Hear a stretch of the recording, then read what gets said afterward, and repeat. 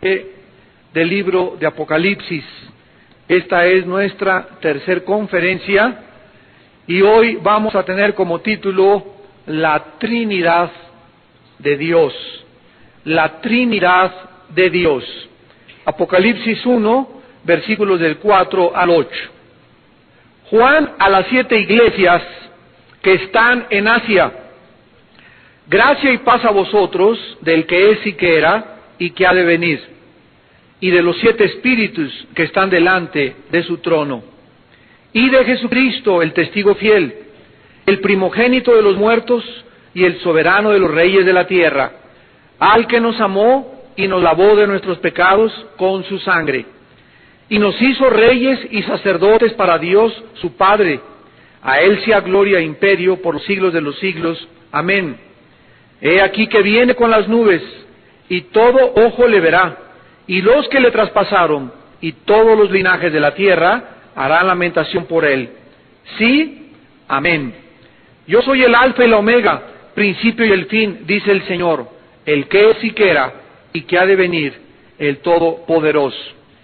Este mensaje, como ya pudimos ver en las conferencias anteriores, fue dirigido específicamente a 7 iglesias que estaban localizadas geográficamente en el Asia Menor. En la primera conferencia pudimos analizar que había mucho más iglesias en los tiempos de Juan en esa época. Sin embargo, el número 7 va a aparecer en nuestros estudios continua y repetidamente, porque el número 7 en la Biblia simboliza perfección o totalidad. Y vamos a ver que siempre que aparezca el número 7 como los 7 espíritus de Dios, las 7 trompetas, las 7 estrellas, las 7 iglesias, están simbolizando perfección, madurez o totalidad de acuerdo al contexto.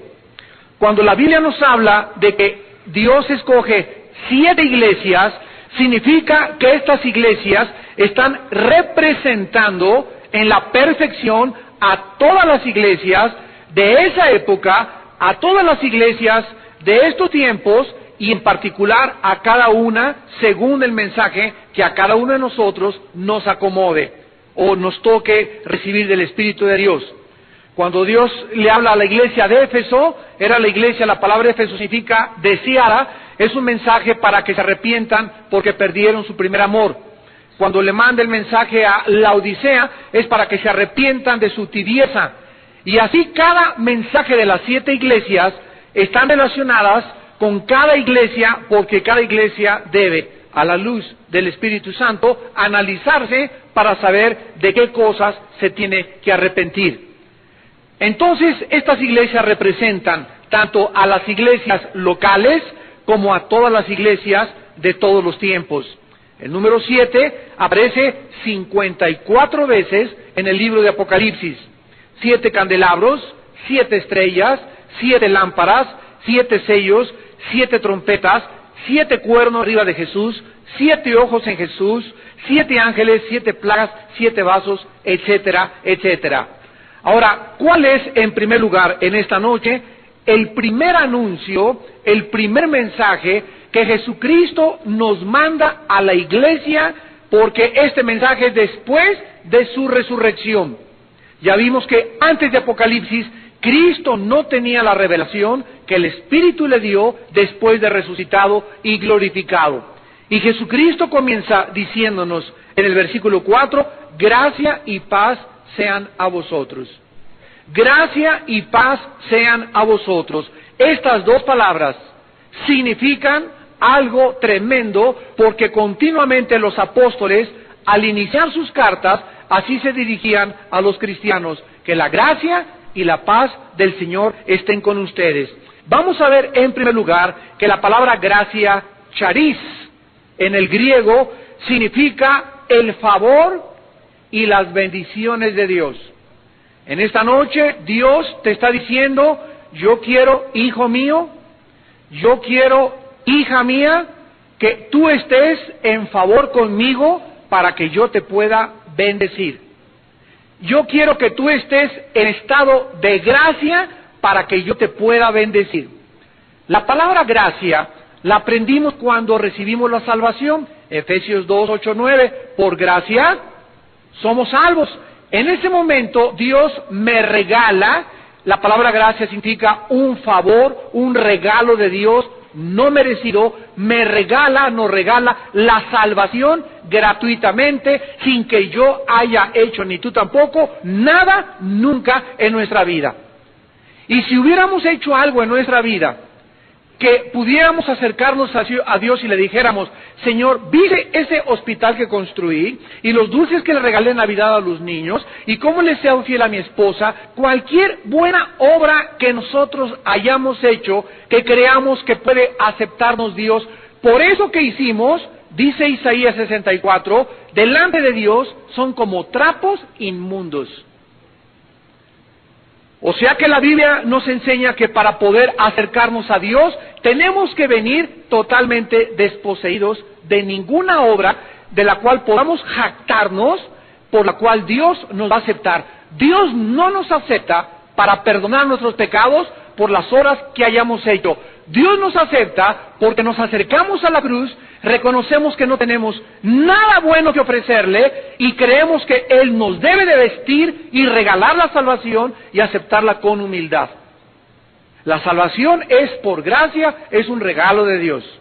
Ahora bien, ya recibí a Cristo ayer, por ejemplo, y ya estoy en gracia con Dios, porque ya tengo a Jesucristo y al Espíritu en mi corazón. Ahora, de aquí en adelante, en mi vida cristiana, todos los días, voy a necesitar la misma gracia que Dios me dio para que yo pudiera recibir a Cristo. Esa gracia la voy a necesitar todos los días ahora para estar manteniéndome en favor con Dios, para estar continuamente recibiendo sus bendiciones. La gracia y la salvación se llama gracia salvífica. Gracia salvífica. La gracia diaria, que es el poder que Dios nos da para hacer su voluntad, se llama gracia santificante. Entonces vemos que hay dos tipos de gracia en el Nuevo Testamento: la gracia para la salvación y la gracia de la cual está hablando ahorita el Dios a través de Juan, que nosotros necesitamos para poder vivir para Dios. La gracia santificante.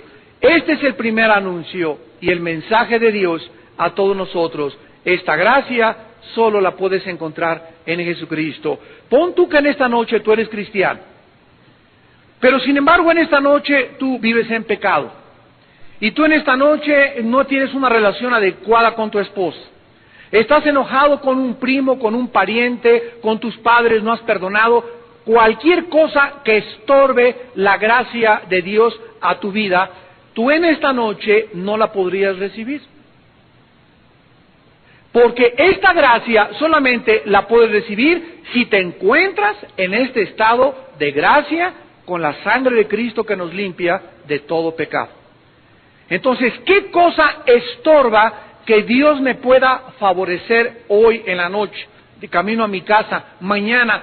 ¿Qué cosa me impide que Dios pueda darme las bendiciones que me quiere dar? Solamente hay una cosa que le impide a Dios hacer eso a mi vida y a tu vida, y se llama pecado. El pecado estorba, bloquea, detiene, obstaculiza, es igual que una basurita insignificante en la bomba de la gasolina.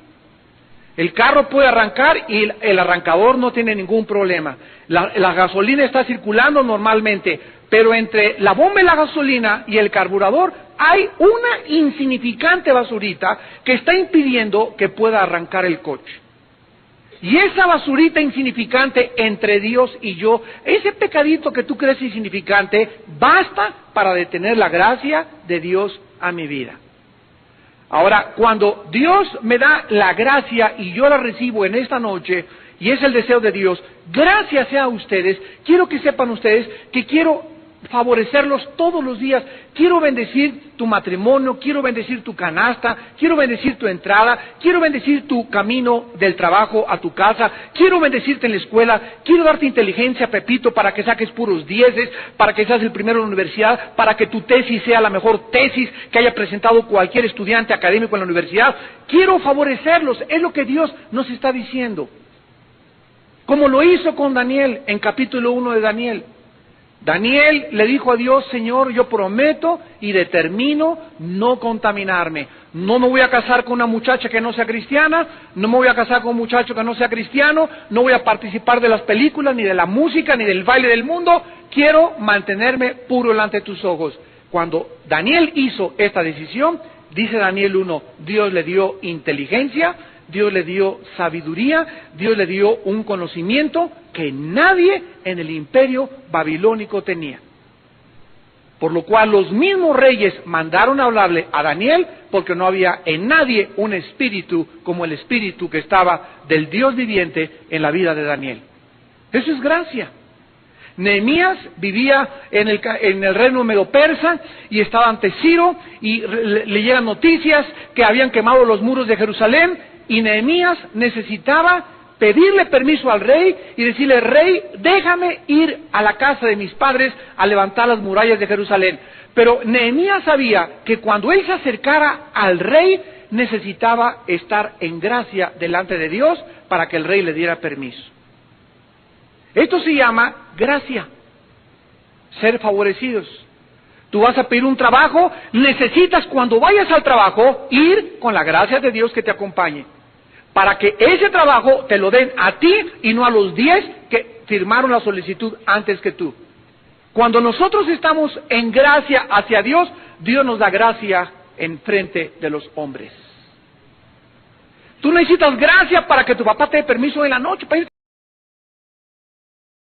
Gracia para que tu esposo te dé permiso de venir a los estudios bíblicos de las mujeres. Necesitamos gracia para que el secretario de Hacienda, como nos recibió hace una semana, nos haya recibido y hayamos podido en la reunión tener gracia, o sea, encontramos favor ante sus ojos. Todo eso viene del cielo. Todo eso viene del cielo. Y es Dios quien lo otorga a sus hijos. Y en segundo lugar, la segunda cosa es la paz. Gracia y paz a ustedes. Esta paz es la palabra griega eirene, con E de Enrique, E-I-Rene, eirene, y significa unir dos cosas que estaban sueltas, o dos cosas que estaban separadas. Hay guerra entre un país y otro país. Cuando se hace la paz, los dos países se unen y lo que los separaba, lo que los dividía, ya no existe. Por eso es posible la paz. Dios y el hombre, dice la Biblia, nacimos separados de Él. Romanos 3:23, por cuanto todos fuimos alejados y destituidos de la gloria de Dios. Nacimos separados de Dios. Dios manda a su Hijo en medio de Él y nosotros. Su Hijo es nuestra paz. La forma, de acuerdo a la Biblia, en que el ser humano se una a Dios es en un solo lugar que se llama la cruz del Calvario. Es en la cruz donde encontramos esa paz. Romanos 5:1. Justificados por la fe, tenemos paz para con Dios. El momento que recibes a Cristo, recibes su gracia, recibes al Espíritu Santo, recibes el amor que es derramado en nuestros corazones, recibimos luz, recibimos alimento y recibimos la paz. Ya yo y Dios no somos enemigos. Ahora, después de mi vida cristiana, necesito mantener esa paz. Entonces, fíjense ustedes los dos tipos de paz que la Biblia menciona. La paz con Dios la tenemos en el momento de hacer la decisión por Cristo. Romanos capítulo 5, ¿verdad? Somos amistados de la enemistad y reconciliados con Dios. Pero ya recibí a Cristo ayer y antier, ahora necesito amanecer con paz. Necesito ir a la escuela en paz. Necesito estar trabajando en paz. Necesito aconsejar a mis hijos en paz. Necesito tomar mis decisiones en paz. Si esa paz no me acompaña durante todos los días de mi vida, es la señal de que algo ha interrumpido mi comunión con Dios. Miren ustedes, por ejemplo, en el libro de Colosenses, la palabra que se usa en el griego y que significa arbitrear o árbitro. Dice Colosenses, capítulo 3, versículo 15. Sobre todas estas cosas, vístanse del amor, que es el vínculo perfecto, versículo 15, y la paz de Dios. ¿Qué dice que la paz de Dios? ¿Cómo debe operar la paz de Dios? Fíjense lo que la palabra que se usa gobernar. La paz de Dios debe gobernar. ¿Quién gobierna un vehículo cuando va manejando? ¿Quién gobierna un avión? ¿Quién gobierna? Gobierno nos habla de autoridad, ¿verdad?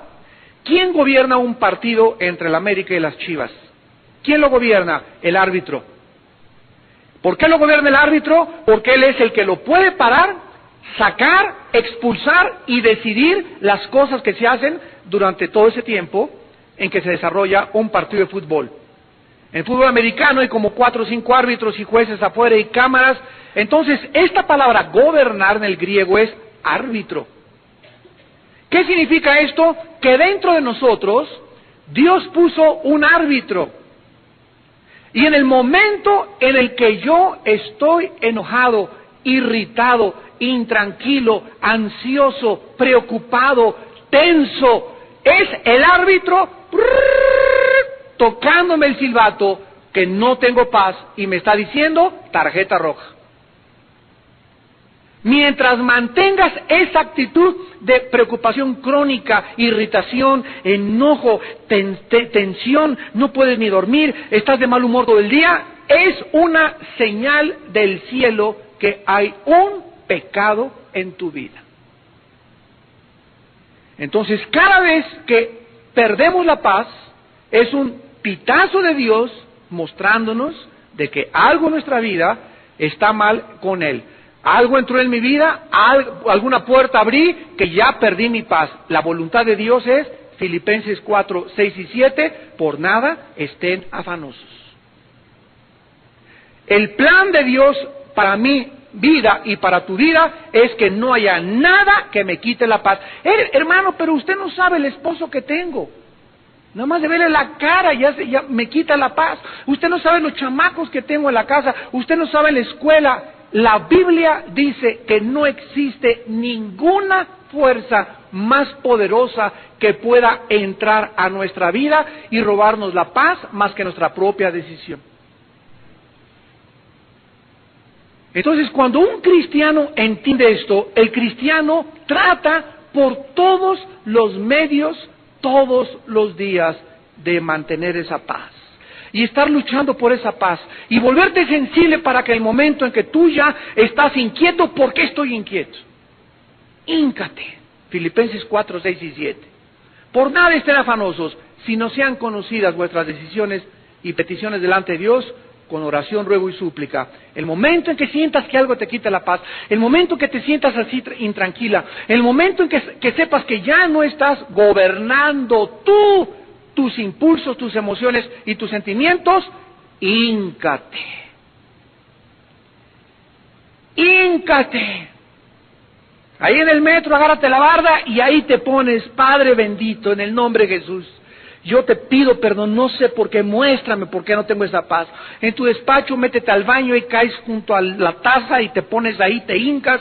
En tu cuarto, donde estés, busca inmediatamente que esa paz regrese a tu vida. Porque sin esta paz no podemos tener contacto con Dios. Se interrumpe mi contacto con Dios. Es un sensor que me impide recibir de Dios, comprender a Dios, entender a Dios y menos tomar decisiones. Si tú tomas una decisión en la vida sin paz, cuídate, te vas a lamentar. Necesitamos ser gobernados por la paz. Y ese mensaje de Apocalipsis, gracia y paz sean ustedes. ¿Cuáles son las dos cosas que necesitamos en la vida para vivir de victoria en victoria? La gracia de Dios y la paz que gobierne nuestros corazones. Ahora, es interesante, regresamos a Apocalipsis, que podamos descubrir a las tres personas de la Trinidad detrás de este pasaje. En primer lugar, esta gracia y esta paz vienen del Padre, del que es y que era y que ha de venir. 2, de los 7 espíritus que representan al Espíritu Santo, y número 3, y de Jesucristo. Una de las doctrinas más importantes que existen es la doctrina de la Trinidad.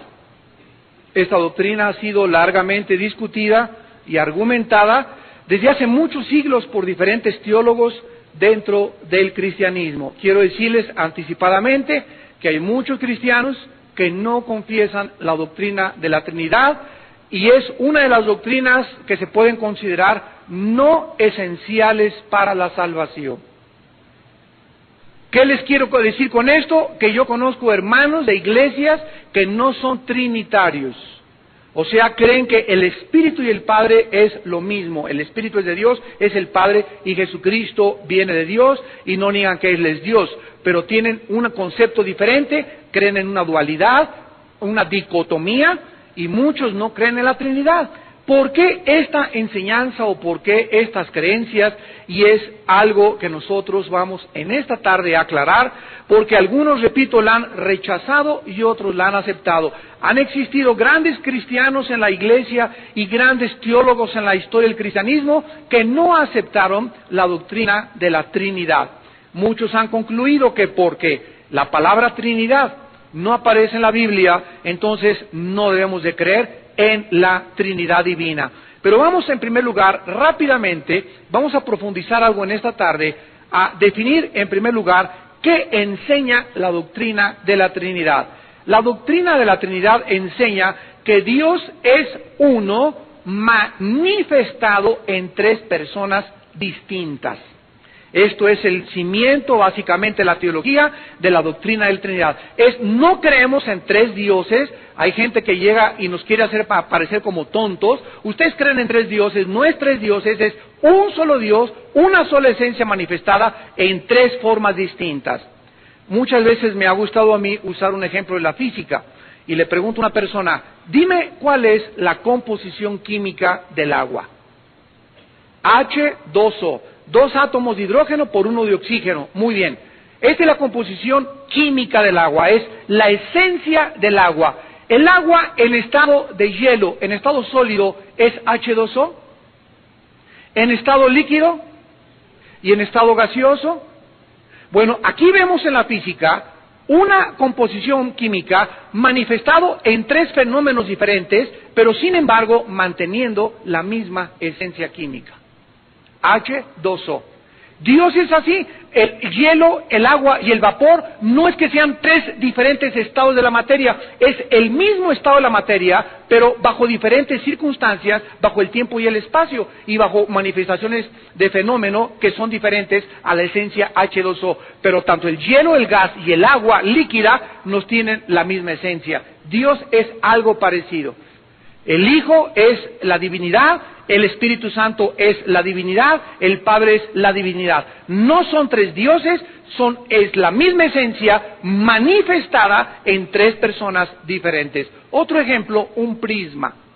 Si tú tomas un prisma y le diriges un rayo de luz blanca, y tú estás aquí del lado izquierdo mío, y le diriges un rayo de luz blanca, la persona que vea la entrada de la luz aquí saliendo del prisma, vas a ver una descomposición de 7 colores. Aquí ves solamente un rayo de luz, pero al atravesar el prisma se descompone en 7 colores. Entonces, ¿qué podrías tú concluir en tu bitácora científica? ¿La luz es blanca o tiene 7 colores? Según lo que tú estés percibiendo desde el lugar donde tú te encuentras. Si tú vas en un avión, tú vas a creer que todas las gentes son hormiguitas. Y no es que sean hormiguitas, sino que la altura te hace ver las cosas mucho más chiquitas de lo que son. Cuando tú bajas y te pones en el nivel, en la dimensión de las personas, te das cuenta que desde arriba parecen hormiguitas, pero ya aquí en esta dimensión, en las 2 dimensiones, aparecen de personas de bastante estatura. Todo depende con el lente con que vea las cosas. Entonces, una persona podría concluir que la luz es blanca, sin embargo, atravesando el prisma, te das cuenta que los 7 colores son 7 colores, pero sin embargo forman parte del mismo rayo de luz blanca. Y descompuesto a través, Dios ha escogido atravesar y manifestarse en el universo de tres formas diferentes. Y este sello de tres cosas lo ha dejado Dios en todo el universo que Él creó. Nosotros somos cuerpo, espíritu y alma. 1 Tesalonicenses 5:23, Hebreos 4:12, Génesis 35. Entonces nosotros somos tripartitas y todo lo que nosotros vemos alrededor tiene el sello de una Trinidad. Ahora muy bien, Dios es uno, entonces un ser manifestado en tres formas diferentes. El Padre es Dios, el Hijo es Dios, el Espíritu Santo es Dios. Si tú crees que Jesucristo es una personalidad, una persona, pero al mismo tiempo es Dios, entonces eres trinitario. Si tú crees que el Espíritu Santo es una persona habla, una persona comunica, dice Hechos 5, le dijo Pedro a Ananías, ¿por qué le mentiste al Espíritu Santo? Yo no le puedo mentir al aire. Yo no le puedo mentir como dice una secta a los testigos de Jehová. El Espíritu Santo, dicen los testigos de Jehová, es una fuerza inmanente que sale intangible. Tú no le puedes mentir al aire. El Espíritu Santo los llevó. El Espíritu Santo dijo. La Biblia nos muestra que el Espíritu Santo es una persona con habla, con ojos, que manifiesta todo aquello que tiene una personalidad. Ahora, vamos a terminar con esto. ¿Es lógica la doctrina de la Trinidad? ¿Se podría dentro de la lógica clasificar? No permitamos, como les dije hace unos momentos, que nadie nos acuse de que porque tú crees en la Trinidad, creemos en tres dioses, porque es una manera de hacernos parecer tontos, como yo lo he visto en muchos lugares donde he tenido debates sobre la doctrina de la Trinidad. La teología cristiana, escuchen muy bien, les voy a dar bases muy fuertes para defender esta doctrina. La teología cristiana nunca es necesariamente lógica.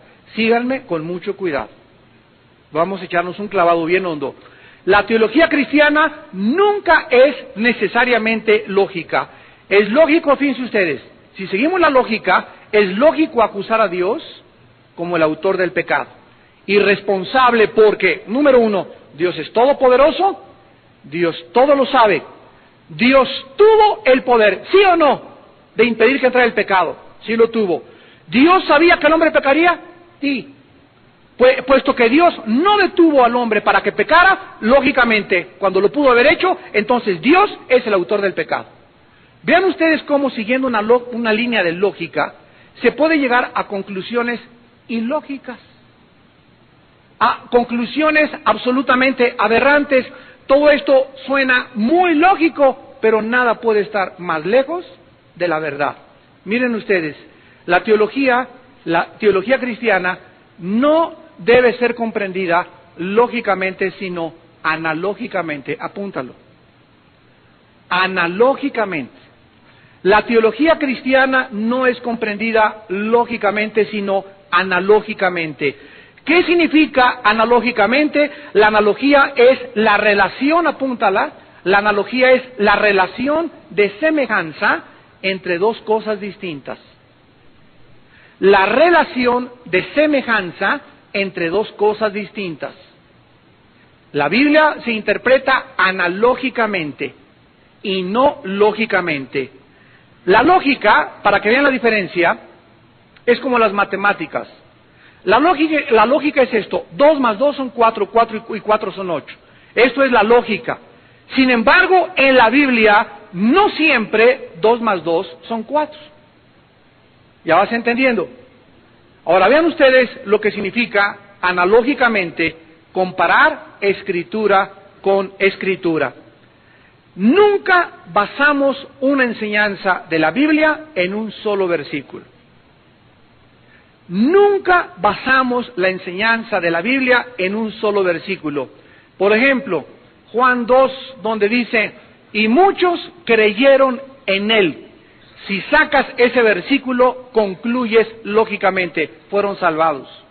Pero el versículo que sigue dice, mas Jesús no se fiaba de ellos, porque conocía sus corazones.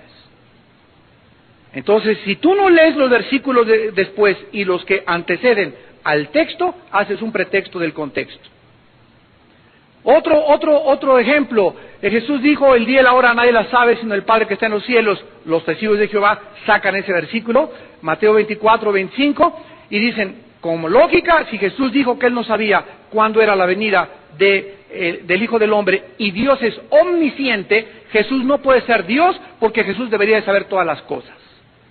Eso, lógicamente, tiene esa conclusión totalmente aberrante. Pero si comparamos con Filipenses 2, siendo igual a Dios, Jesús no estimó el ser igual a Dios, sino que se despojó a sí mismo y se hizo en forma de siervo semejante a los hombres.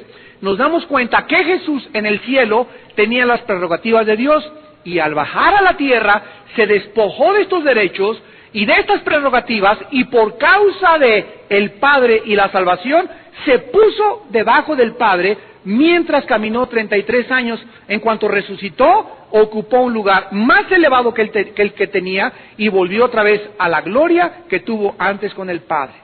Entonces, cuando un testigo de Jehová dice, es que Dios no sabía, conclusión, Dios no puede ser Jesucristo, es porque no han comparado analógicamente Escritura con Escritura. Y cuando tú no comparas Escritura con Escritura, acabas con conclusiones heréticas. Les voy a dar un ejemplo. Muchas escrituras desafían la lógica humana. Abraham, sí, patrón, dame a tu hijo. Una orden de Dios, ¿no es verdad? O sea, lógicamente, Señor, yo no te entiendo. Si uso la lógica, ¿cómo me pides que te dé el hijo que tú me prometiste, que a través de él viene la semilla? Primero me prometes, ¿son tus promesas verdaderas o son falsas? ¿Cómo me pides que te entregue a mi hijo? Esto es ilógico. Señor, tú no puedes darme esa orden. Josué, sí, ataca Jericó. Llegó la hora, mis generales. A ver, lanzas, redes, catapultas de asalto, vamos contra Jericó, hagan ejercicio, pónganse a hacer pesas en la noche, porque vamos a agarrarnos, pero duro contra esos cuates de Jericó. Van a ver nomás cómo les veré en feria. Señor, ya estamos listos, aquí está tu ejército. Den una vuelta marchando. Sí, señor. Den una vuelta marchando. Nos estás entrenando, ¿verdad, señor? ¿Tú crees que no tenemos condición física, verdad? Sí, cálmense, van a ver mañana. Al otro día, otra vuelta. Yo creo que el Señor cree que hay muchos desnutridos aquí. Sí, Señor, ¿cómo no? Al cuarto o quinto día, los generales de Josué han de haber dicho, ya le calentó el sol. Esto es lo más absurdo que podamos como soldados en la milicia hacer. Y al final, denle 7 vueltas y tocan las trompetas. Y cuando tocan las trompetas, las murallas se caen. Esto desafiaba la lógica militar. Y sin embargo, son los caminos de Dios, porque los caminos de Dios no son nuestros caminos, y los pensamientos de Dios no es la lógica que usamos nosotros aquí abajo. Entonces cuando vienes a la Biblia te comienzas a acomodar a los pensamientos de Dios. Dios te dice, no te cases con un muchacho que no sea cristiano. Eso desafía mi lógica, padre. Tú no sabes quién es él. Mira, tiene billete, tiene coche, tiene carrera, y además él sigue su religión y es muy buena gente. Mis papás lo quieren mucho, él nos trae juguetes en Navidad y nos ha ayudado en la familia, y estoy segurísimo que hay cristianos, hay muchos que son peores que él. Él es mejor que muchos amigos que yo conozco. ¿Te das cuenta cómo desafía tu lógica? Pero si tú tienes fe y crees en Dios, ¿qué haces? La lógica la desechas. Yo no sé todo el panqué marinela que me vaya a comer con este cuate. Lo único que sé es que Dios me dice que si no es hijo de Dios no me case con él. Así sea champurrado y así sea cara de Santa Claus y así tenga lo que tenga, Dios me dice una cosa, por fe lo creo. Y en ese momento entras en el camino de Dios. Porque Dios desafía nuestra lógica. Mujeres, respetan a los maridos. Es que mi marido es un justo, es que tú no sabes cómo me trata mi marido. Respétalo, sométete a él, ora por él. Desafía la lógica, ¿verdad? ¿Por qué? Porque por lógica tu cuñada te dice, no te dejes darle un bolsazo. Esta es la lógica humana. Dios dice, mía es la venganza, no os venguéis ustedes, amados míos. Va contra la lógica. Nuestro deseo es, no, al que me la hace la paga, a mí, cuidado porque yo sí te surto. Y Dios nos dice, no sean vencidos por el mal, venzan el mal con el bien. Dios desafía la lógica humana. Finalmente, la cruz de Cristo.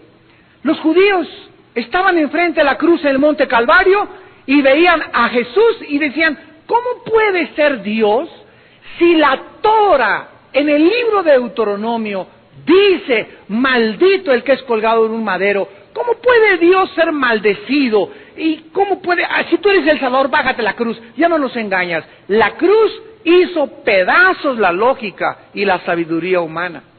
Dice 1 Corintios 1:18, porque la palabra de la cruz es locura. Ahí está, a la lógica. Es locura al que se pierde. Dice Mateo 11:25 al 28, Dios escogió estas cosas, esto que estamos hablando, estas cosas sabias y profundas, y las escondió de los sabios. Y la escondió de los entendidos, para que nadie con su propia lógica quiera llegar a comprender a Dios. A Dios se le comprende por revelación, no por lógica, y la Escritura analógicamente. Cuando nosotros no sabemos esto, la gente afuera nos hace pedazos. Y tú tienes que entender cómo funciona esto para que te des cuenta por qué Dios escogió también la cruz. La cruz, los griegos creían y decían, los dioses, de acuerdo a los griegos, eran lo máximo que pudiera haber, y era Titán, ¿verdad? Y Neptuno, y bajaban a la tierra. ¿Cómo podía un Dios morir por los seres humanos? ¿Cómo podía un Dios sacrificarse? Esto es absurdo, decían los que seguían a Zenón en aquellos tiempos, los estoicos y los epicúreos. Esto va contra toda lógica y contra toda filosofía elemental. Pues Dios escogió eso a propósito para destruir la sabiduría y el entendimiento de los sabios y de los griegos y de los filósofos. Dios escogió lo que no es para deshacer lo que es, lo débil del hombre para avergonzar a los fuertes, y lo necio y lo absurdo del hombre para avergonzar a los sabios y a los entendidos. Dios lo hizo a propósito, para destruir nuestra lógica. Concluimos pues, ¿verdad?, que Dios no es el autor del pecado. Dios sabía que Adán iba a pecar. Dios sabía que el pecado iba a entrar al universo. Sin embargo, Dios, al darle la libertad a las criaturas que Él creó, los hizo responsables de la entrada al pecado, aunque Él sabía que el pecado iba a entrar, y lo usó como una bendición para demostrar en los siglos venideros las abundantes riquezas de su gracia para con nosotros en Cristo Jesús. Efesios capítulo 2. ¿Qué les quiero decir? Que Dios simplemente pudo no haber creado criaturas. Este domingo estábamos mi mamá y yo y mis hijos y comiendo ahí con una tía de nosotros que es muy, ¿verdad?, muy filósofa y no le ha podido caer el 20. Y me hizo esa pregunta, ¿por qué si Dios, yo soy sobrino, ¿por qué Armandito me dijo, si Dios es Dios, ¿por qué no sabe el pecado? Y me dijo que nadie le había podido contestar esa pregunta. Y le dije, tía, mira, Dios pudo no haber creado nada simplemente así, nada. Y seguir el Padre, el Hijo, el Espíritu Santo por los siglos de los siglos allá en la eternidad. En segundo lugar, Dios pudo haber creado una raza humana robótica, que el pecado no entrara. ¿Lo pudo hacer? Claro que lo pudo hacer, pero hubieran sido puros robots. Pero a Dios le dio su real gana.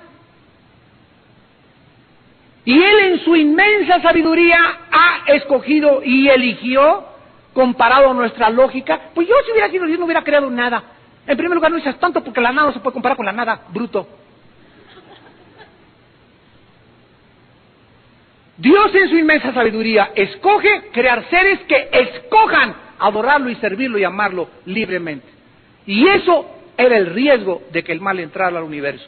Dios corrió ese riesgo y Él pagó por ese riesgo, muriendo Él mismo en una cruz. Cuando nosotros vemos esto, también encontramos que la Trinidad es una doctrina que desafía la lógica. Sin embargo, hay algo que es importante y que no podemos hacer a un lado. Rápidamente, miren ustedes, en Génesis 1:26, inclusive en el Antiguo Testamento, cuando hemos hablado también con rabinos, muchos rabís que yo he hablado con ellos, muy sinceros, me han dicho, Armando, es que ustedes son politeístas porque creen en 3 dioses. ¿Por qué se expresan de esa manera? Porque, te repito, no han entendido ni siquiera el concepto de la Trinidad. No son 3 dioses. Y entonces, yo he tenido oportunidad de compartirle esto a muchos judíos. Porque acuérdense que en Deuteronomio 6:4 dice en hebreo, Shema Yisrael, Adonai Elohim, Adonai Echad. Que significa, oye Israel, Jehová tu Dios, Jehová uno es. Y los judíos fueron la única cultura en la antigüedad que dieron testimonio de un solo Dios, del monoteísmo. Todas las demás culturas y civilizaciones de todas las épocas han sido politeístas, menos los judíos. Pero sin embargo, en el mismo Torah, en la misma libros de Moisés, encontramos la pluralidad de Dios. Miren Génesis 1:26, les voy a dar 3 pasajes rápido, 4. 1:26, Génesis 1:26. Entonces dijo Dios, que está hablando en singular o en plural, hagamos al hombre a nuestra imagen y semejanza. Génesis 3, versículo 22. Y dijo Jehová, he aquí el hombre es como uno de nosotros. Está hablando en singular o en plural. Génesis 11, versículo 7. Ahora pues, descendamos y confundamos allí su lengua. No pueden ser los ángeles, porque la Biblia enseña que los ángeles no crearon nada. Sin embargo, la Biblia nos enseña que el Padre es creador. Apúntalo, Isaías 42:5, Isaías 45:18. La Biblia enseña que el Hijo también es creador. Juan 1:3, Colosenses 1:16, Hebreos 1:2. Y la Biblia enseña que el Espíritu Santo también es creador. Génesis 1:2, Job 26:13, Job 33:4. Entonces, cuando Dios dice, hagamos 3 veces, hagamos capítulo 1, hagamos capítulo 3, hagamos capítulo 11, ¿quiénes son los que están involucrados en la creación? Más adelante, comparando analógicamente escritura con escritura, descubrimos que los ángeles fueron creados. Los ángeles no tienen la eternidad. La eternidad es un atributo de Dios. Los únicos que tienen la eternidad son el Padre y el Hijo y el Espíritu Santo. Otro ejemplo, bien rápidamente, en Isaías 6. Otra pluralidad. Y las personas que quieran discutir con esto y que no crean en la Trinidad, pues que nos digan, ¿verdad? Y que nos informen si era Pancho Pantera el que estaba con Dios. O Hare Krishna, ¿verdad? O Buda, o... Dice Isaías 6, versículo 8. Después oí la voz del Señor que dijo, ¿a quién enviaré y quién irá por nosotros? Ahí están 4 veces Dios hablando en una pluralidad en el Antiguo Testamento, mostrándonos pues de una forma absoluta y definitiva, ¿verdad? Y aunque la palabra Trinidad no existe, tampoco en el libro de Esther existe la palabra Dios. Y por el hecho de que en Esther no exista la palabra Dios, no voy a dejar de creer que es un libro inspirado por Dios. En la Biblia no existe la palabra escuela dominical. ¿Dónde está la escuela dominical en la Biblia? No está la escuela dominical, pero aparece el principio de que debemos hacer discípulos. Y llámese escuela dominical o escuela paternal, ponle como escuela Bin Laden si le quieres poner. Pero el principio existe. ¿Dónde dice la Biblia que no debemos de fumar? Pues no dice no fumarán, o sea un mandamiento, pero dice tu cuerpo es templo del Espíritu Santo. 1 Corintios 3, del 6 al 8, y si alguien destruye el templo de Dios, Dios lo destruirá a él. 1 Corintios 3, 16 y 17, perdón. Entonces existe el principio que cualquier cosa que dañe mi cuerpo es contra Dios. No dice no fumarás. La Biblia dice que no. ¿Dónde dice que no vais a las fiestas? Pues no dice que no vais a las fiestas, pero dice absténganse de todo tipo de mal. ¿Se dan cuenta? Hay principios con muchas aplicaciones. ¿Dónde dice la Biblia que no coma chicharrón? No aparece la palabra chicharrón en la Biblia. ¿Dónde dice la palabra que a dinosaurios? ¿Dónde están los dinosaurios en la Biblia? La palabra dinosaurio se inventó hace 3 siglos. Antes de hace 3 siglos ni siquiera aparecía la palabra dinosaurio en ningún diccionario.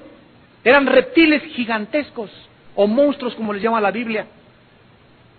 Entonces, si nosotros no tenemos este espectro de información, comenzamos a decir tonterías y nos convertimos en herejes, o comenzamos, como dice la Biblia, a hablar cosas que ni siquiera entendemos lo que estamos diciendo.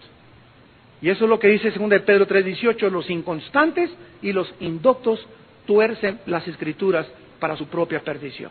Por no entenderlas, las hacen como chorizo y enseñan cosas que infectan y contaminan a sus discípulos. Regresamos a Apocalipsis para terminar, y dice la Biblia que al Padre se le describe como el que era, el que es y el que ha de venir. El Dios de la Biblia es un Dios fuera del tiempo. Es un Dios que está fuera de nuestras 4 dimensiones. Es un Dios que no es afectado por el tiempo. Un día es como las vigilias de la noche, y 1000 años es como un día. Salmo 90, 2 de Pedro 3. Dios no tiene el concepto que tenemos del tiempo, y cuando estemos delante de Él y volteemos hacia atrás y miremos nuestros 70, 80 años de vida que pasamos, van a ser una milésima de centímetro comparado con la eternidad. Si tú ves una mosca, la mosca dura 48 horas de vida, y es 48 horas para la mosca, han de haber sido como 50 años de nosotros. Las tortugas duran 50, 100 años, y sin embargo hay animales que duran 24 horas nada más, pero dentro del tiempo ellos vivieron, de acuerdo a su concepto, una eternidad. ¿Por qué? Porque el tiempo no existe. El tiempo es simplemente una medición, nada más que existe, de lo que está a nuestro alrededor. Entonces, cuando entramos a la Biblia, entramos a un libro hiperdimensional, que rebasa y sobrepasa las dimensiones en las cuales el ser humano ha sido confinado por Dios. Yo soy el que era, el que es y el que ha de venir. Esto nos habla de la eternidad de Dios, el cual no está sujeto, repito, a nuestra temporalidad, de nuestras dimensiones y del tiempo en que vivimos. ¿Se acuerdan ustedes cómo se revela a Moisés en Éxodo 3:14? Moisés, yo soy Yahweh, que significa el que es. Yo soy el que soy. O sea, Dios, fíjense ustedes, Dios le dice a Moisés, Moisés, yo soy el que soy. No le dice el que era, el que soy y el que vengo. Ahí, persona a persona, Moisés, yo soy Yahweh, yo soy el que soy. O sea, Moisés, yo siempre, para mí, en mi trato contigo, estaré en el tiempo presente. Ahorita yo acabo de hablar, y estas palabras que acabo de hablar ya forman parte del pasado. Aquí traigo un reloj, y cada segundo que pasa es el pasado, el pasado, el pasado, el pasado. Y me estoy viviendo el presente. Entonces, ahorita que estoy viviendo, cuando dije que estoy viviendo, ya no estoy viviendo en el presente. Ya es el pasado y estoy en el futuro. ¿Me van captando? ¿Capiche? La eternidad es un atributo de Dios nada más. ¿Por qué María no puede ser madre de Jesús? Porque María nació de un hombre y de una madre. Y María no existía antes de nacer en el vientre de su padre y de su madre. Jesús le dijo a María, antes de que yo naciera, ya era. Antes de que era Abraham, le dijo a los fariseos, yo ya existía. Juan 1:1, en el principio era el verbo era con Dios y el verbo era Dios. Todas las cosas por Él fueron hechas y nada de lo que ha sido hecho fue hecho sin Él. En Él estaba la vida era la luz de los hombres. Está hablando de Jesucristo y se le está diciendo que Él es Dios. Cuando dice la Biblia el Espíritu Santo, entre 8 días vamos a estudiar los 7 Espíritus de Dios con más detención, pero rápidamente vayamos y entendamos qué significa en Apocalipsis 1:4 los 7 espíritus que están delante de su trono. Ya vimos el simbolismo del 7. El Espíritu Santo es uno también, pero aquí vemos que el Espíritu Santo se manifiesta exactamente como el prisma. El Espíritu Santo es como un rayo de luz que se descompone en 7. Y Dios quiere que cada una de estas 7 particularidades que vamos a estudiar con detenimiento en la próxima clase, cada una de este abanico de las 7 manifestaciones del Espíritu Santo que habitaron en Jesús. Dice la Biblia que en Jesús habitaba la plenitud de la deidad. O sea que en la persona de Jesús estaba el Espíritu Santo manifestado en en este abanico de 7 manifestaciones. En todas las manifestaciones, Jesucristo tenía al Espíritu de Dios. Nosotros tenemos algunos 2, algunos 3, algunos 4, ¿verdad? Pues el anhelo de Dios que seamos llenos de toda la plenitud de su poder. Dice en Isaías 11:2, los 7 Espíritus de Dios. ¿Cuáles son? Y reposará sobre él, está hablando de Jesús, proféticamente. Reposará sobre él, número 1, Espíritu de Jehová. 2, Espíritu de sabiduría. 3, de inteligencia. 4, de consejo. 5, de poder. 6, de conocimiento. Y 7, de temor de Jehová. Vemos pues que estos 7 manifestaciones forman parte del mismo Espíritu. No son 7 espíritus, es la perfección y la total plenitud y llenura del Espíritu de Dios. Por ejemplo, cuando Pablo ora a los efesios ya eran cristianos. Y los efesios ya habían sido bautizados en agua y ya habían recibido el Espíritu Santo. Y Pablo ora y dice, te pido que sean llenos de un espíritu de sabiduría y de conocimiento en revelación de ti, Señor. Fíjense, o sea, que estos cristianos no tenían el Espíritu Santo, pero no tenían la sabiduría ni el conocimiento del Espíritu Santo. Y Pablo ora que esa iglesia fuera llena de estas 2 características del Espíritu de Dios. Muchos de ustedes también pueden carecer de estas 2 manifestaciones del Espíritu Santo. Hay cristianos que no tienen ni pizca de sabiduría.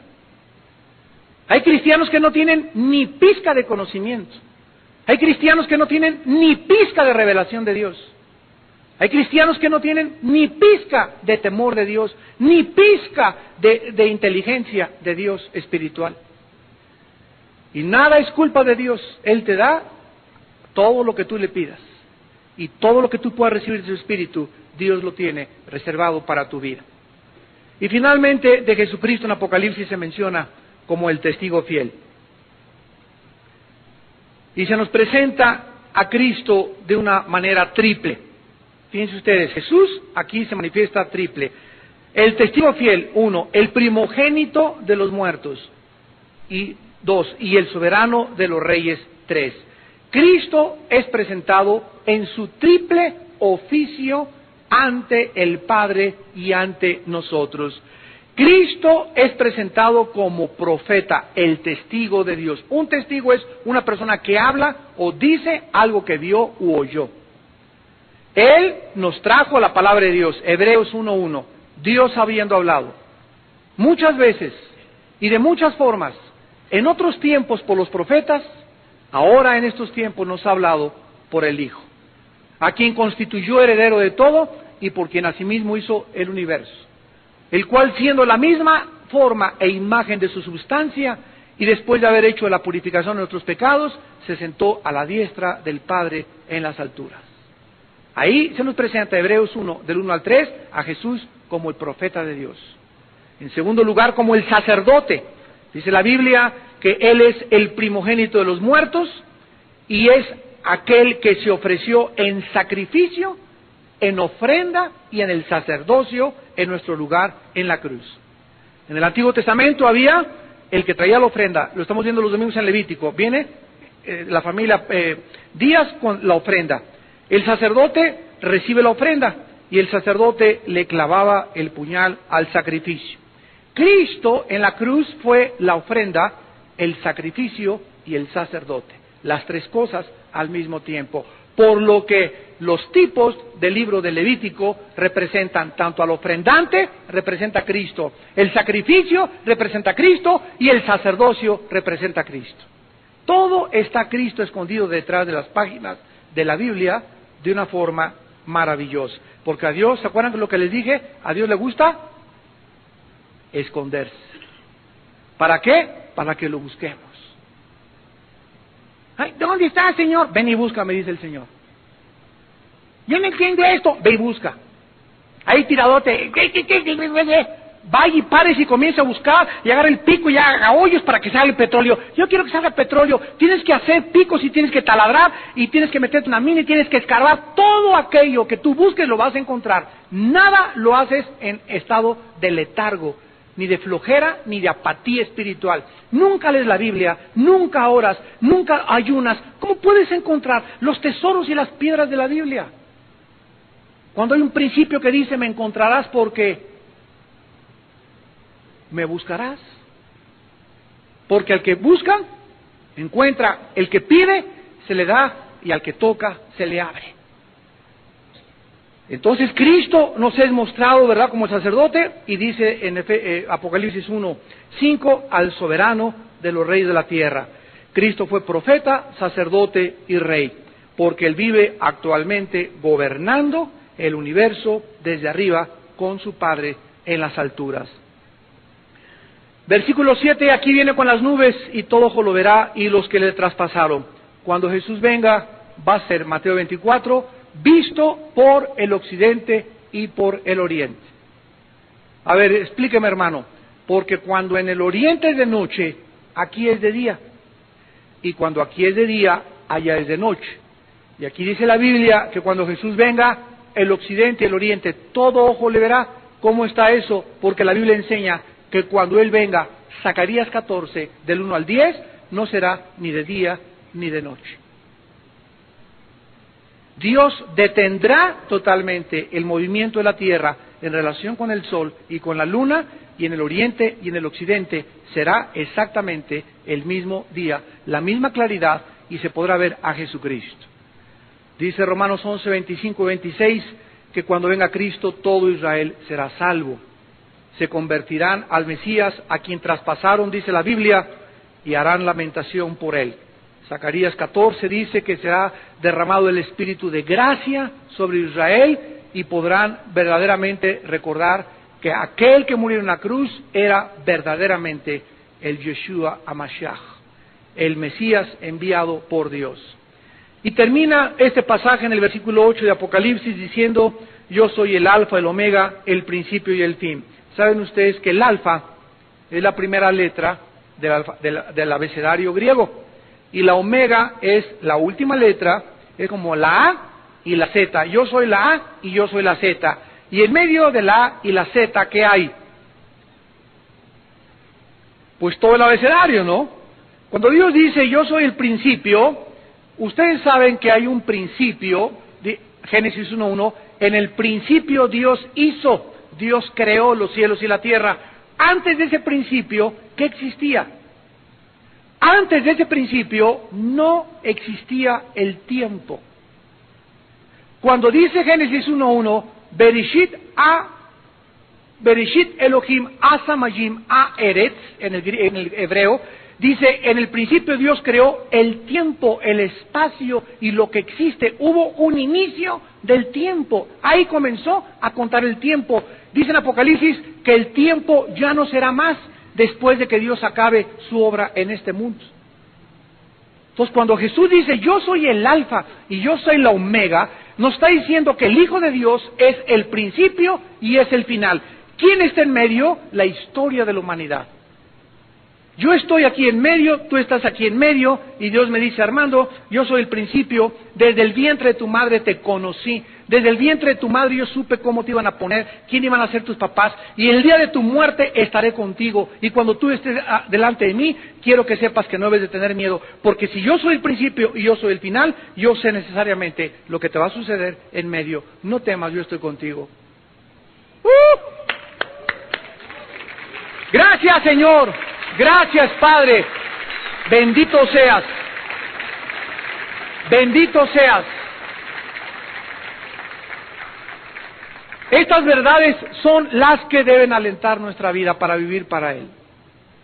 Estas verdades son las que deben estremecer las fibras más íntimas de nuestra alma. Estas verdades y estas realidades que cobran una dimensión para aquellos que entienden y que caminan en el Espíritu, son cosas que animan y nos alientan como el pastor. El pastor, cuando trae a las ovejas, saben ustedes que las ovejas son semisordas y semiciegas. y se comparan con nosotros. Entonces una oveja ve como 2 metros o 3 metros máximo y no ve más lejos al pastor. ¿Cómo le hace una oveja para seguir a su pastor cuando no puede ver más de 2 o 3 metros? El pastor trae un cayado y golpea las rocas, y la oveja, aunque no vea al pastor, lo sigue por el sonido de la vara golpeando el suelo. Dice la Biblia: mis ovejas oyen mi voz y me siguen. Nosotros no vemos a Jesús, pero su cayado, la palabra de Dios, la oímos y lo seguimos a través de ella. Oremos.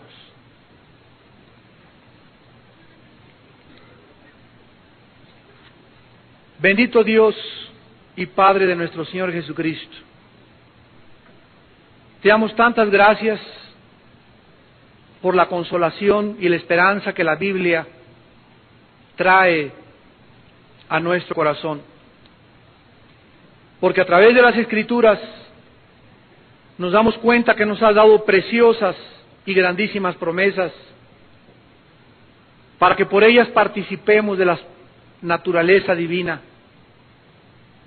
huyendo cada día de tanta inmoralidad, corrupción, crímenes, abortos, violaciones, secuestros que nos rodean.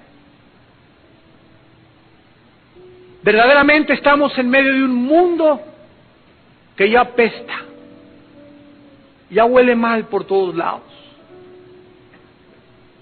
Mantengamos la paz en medio de tanta incertidumbre. Mi paz les dejo, mi paz les doy, dijo Jesús. No permitan que nada de lo que está sucediendo alrededor de ustedes entre y robe y estorbe la semilla que les planté. Porque esa fe que Dios nos ha dado es esa semilla incorruptible, eterna y preciosa que debemos diario regar y sensibilizarnos a la voz del Espíritu Santo para no alejarnos ni permitir que la maldad nos enfríe como hermanos y hermanas que somos, miembros de la familia de Dios. Te damos gracias, Señor, porque nos has hecho renacer para una esperanza viva por medio de la resurrección de Cristo de entre los muertos,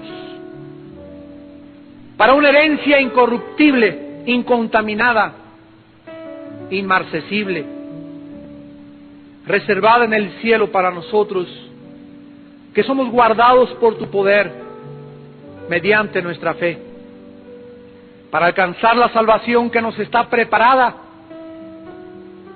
y que va a ser manifestada en el tiempo que tú has determinado que suceda.